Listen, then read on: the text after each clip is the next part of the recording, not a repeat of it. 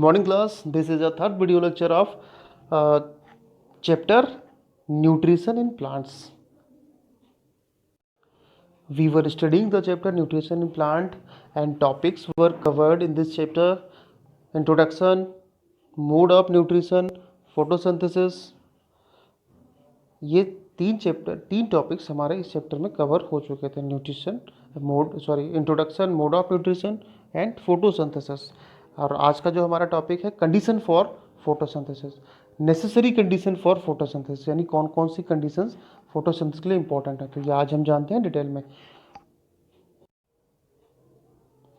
Condition necessary for photosynthesis, जैसे कि मैंने लास्ट वीडियो लेक्चर में कुछ बताया था कि चार ग्रेडियंट होते हैं, इनग्रेडिएंट, जो फोटोसिंथेसिस के लिए मोस्ट इंपॉर्टेंट होते हैं, यानी इनके बगैर फोटोसिंथेसिस हो ही नहीं सकती। अगर चारों में से कौन कौन से हैं?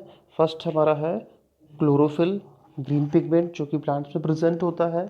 नेक्स्ट है सनलाइट। सनलाइट बताने की ज़रूरत नहीं है आपको। सनलाइट कहाँ से मिलती है? सन से मिलती है। वाटर भी आप लोग जानते हैं। एंड कार्बन डाइऑक्साइड जो गैस होती है उसको बोलते हैं CO2, यानी इसको रिप्रेजेंट करते हैं CO2 से।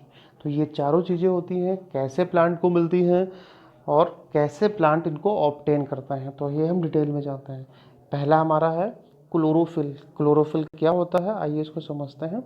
Chlorophyll is the pigment in the plant that makes the green, यानी प्लांट को क्या करता है, वो ग्रीन, जो अपीयरेंस ग्रीन शो करती है वो सिर्फ ग्रीन पिगमेंट क्लोरोफिल की वजह से होती है। याद रखिएगा नाम, chlorophyll is a green pigment which makes them green. Okay, it is essential to the photosynthesis process. essential होता है फोटोसिंथेसिस, विदाउट इसके फोटोसिंथेसिस नहीं हो सकती। किसी भी, अगर कोई नॉन ग्रीन प्लांट है तो वो फोटोसिंथेसिस को परफॉर्म नहीं कर सकता है।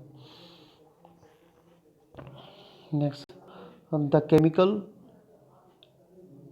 is produced naturally by the green plant and its role is photosynthesis is absorb light.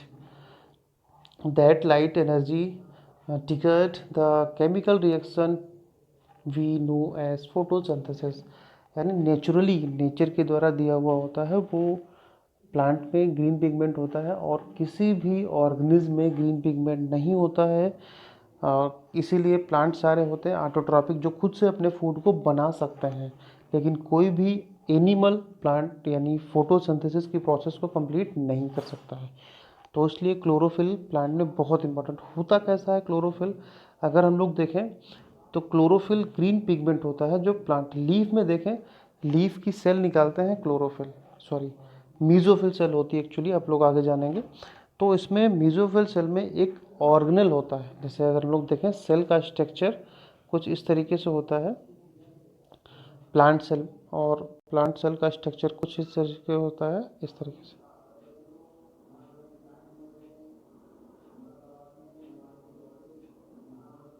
ये प्लांट सेल का एक डायग्राम आपके सामने रफली बनाया है मैंने, और इसमें मेन होता है न्यूक्लियस बीच में, और उसके अंदर कुछ ऑर्गेनल्स पड़े होते हैं। उन्हीं ऑर्गेनल्स में से एक ऑर्गेनल होता है क्लोरोप्लास्ट। और क्लोरोप्लास्ट ऑर्गेनल कैसा दिखाई पड़ता है? जैसा कि ये आपके सामने फिगर दिया हुआ है, ये देखिए, ये क्लोरोप्लास्ट का फिगर दिया हुआ है। और क्लोरोप्लास्ट में ही एक ग्रीन पिगमेंट होता है क्लोरोफिल, यानी लीफ में ही एक ग्रीन पिगमेंट पाया जाता है क्लोरोफिल। यानी फोटोसिंथेसिस की जो रिएक्शन होती है वो कहाँ पर होती है? इस पे, side of photosynthesis is chlorophyll. तो ये क्लोरोफिल का फॉर्मूला दिया हुआ है, काफ़ी कॉम्प्लिकेटेड होता है, लेकिन ये आपको अभी समझने की ज़रूरत नहीं है। बस ये समझिए कि ग्रीन कलर का पिगमेंट होता है क्लोरोफिल, जो लीफ में यानी ग्रीन पार्ट्स में प्रेजेंट होता है, और फोटोसिंथेसिस मेन एक ग्रेडियंट होता है, इनग्रेडिएंट, जो फोटोसिंथेसिस में हेल्प करता है, फोटोसिंथेसिस प्रोसेस को कंप्लीट करने में। ओके, नेक्स्ट अगर लोग देखें तो सनलाइट तो आपको बताने की बहुत ज़रूरत नहीं है। सनलाइट जो होती है वो फोटॉन्स के रूप में चलती है। The process can not work without an energy input, and this comes from the सन।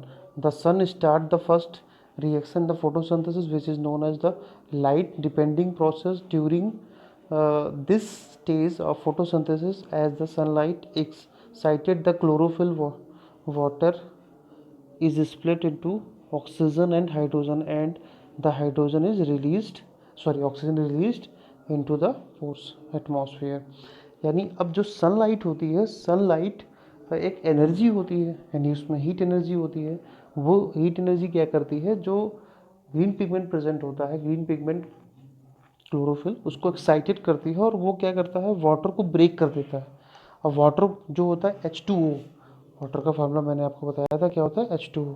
जब H2O को ब्रेक करेगा तो O2 यानी ऑक्सीजन में टूट जाता है और हाइड्रोजन में भी टूटता है। लेकिन हाइड्रोजन जो होती है वो किस में चली जाती है, वो फूड वाले पोर्शन में चली जाती है। लेकिन जो ऑक्सीजन होती है वो जो स्टोमेटा होते हैं लीफ पर, उनसे रिलीज होकर एटमॉस्फेयर में आ जाती है। तो ये दो प्रोसेस आपके आई थिंक समझ में आए होंगे।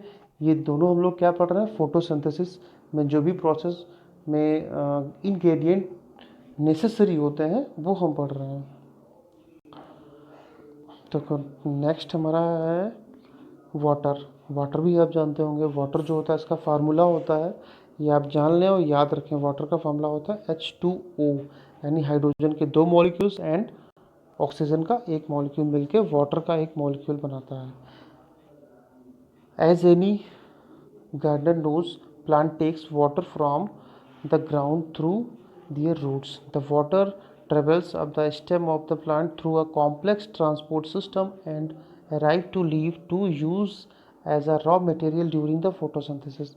photosynthesis में वाटर का जो यूज़ होता है, प्लांट्स कहाँ से ऑब्टेन करते हैं, वो रूट के थ्रू। अगर आप किसी भी प्लांट के रूट को देखें तो रूट क्या करते हैं, रूट में छोटे छोटे रूट हेयर्स होते हैं, वो रूट हेयर वाटर को एब्जॉर्ब करते हैं और वाटर प्लांट में कॉम्प्लेक्स ट्रांसपोर्ट सिस्टम होता है, इसको हम बोलते हैं वैस्कुलर बंडल। उसमें होते हैं जाइलम और फ्लोएम, ये वर्ड याद रखिएगा, नाम आपको आगे बताए जाएंगे इसी क्लास में। जाइलम और फ्लोएम जो होता है, उसमें से जाइलम जो होता है वो वाटर को कंडक्ट करने में हेल्प करता है, यानी वाटर को रूट के थ्रू पूरे प्लांट में लीफ तक पहुंचाता है।